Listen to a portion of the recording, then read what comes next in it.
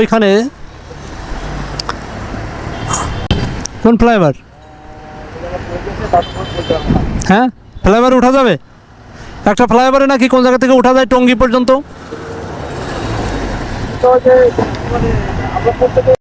Water Radisson হোটেলের পাশ দিয়ে যাচ্ছি, বনানী ক্রস করে চলে আসছি। সামনে এরকম রাস্তা থাকলে আলহামদুলিল্লাহ ভালো, বাট যদি জ্যাম থাকে উত্তরার ওই পাড়ে গিয়ে টঙ্গী যদি জ্যাম থাকে তাহলে তো বিপদে পড়বো।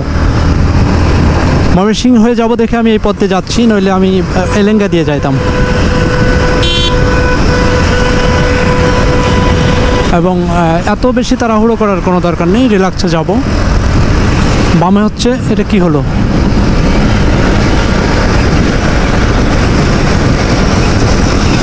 বামে হচ্ছে কুর্মিটোলা হসপিটাল।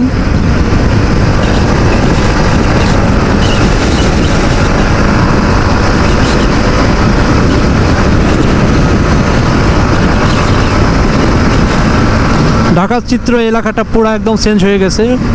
ডান পাশে ওই যে Kuril elevated expressway,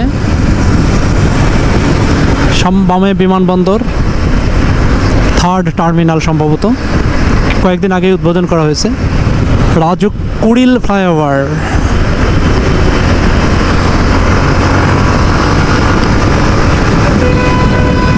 third terminal এয়ারপোর্টের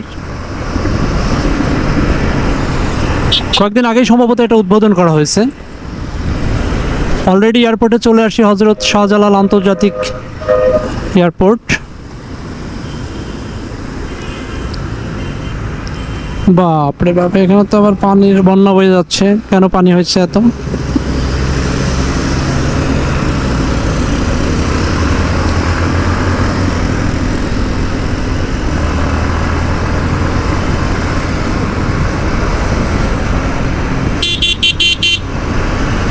বাহ, চমৎকার করছে। এয়ারপোর্টের 3rd টার্মিনালের এটা প্রথম দেখতেছি, আগে দেখি নাই। উদ্বোধনের আগে অনেক দিন আসা হয় না এই রোডে, যে কারণে দেখতে পারি নাই। চমৎকার হয়েছে, পুরো ঢাকার চিত্র চেঞ্জ হয়ে গেছে।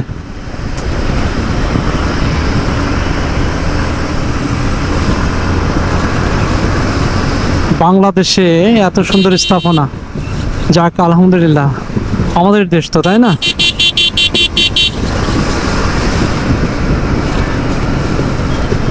দেশ এগিয়ে যাচ্ছে, এগিয়ে যাক, আমাদের জীবনযাত্রার মান বাড়তেছে, বাড়ুক।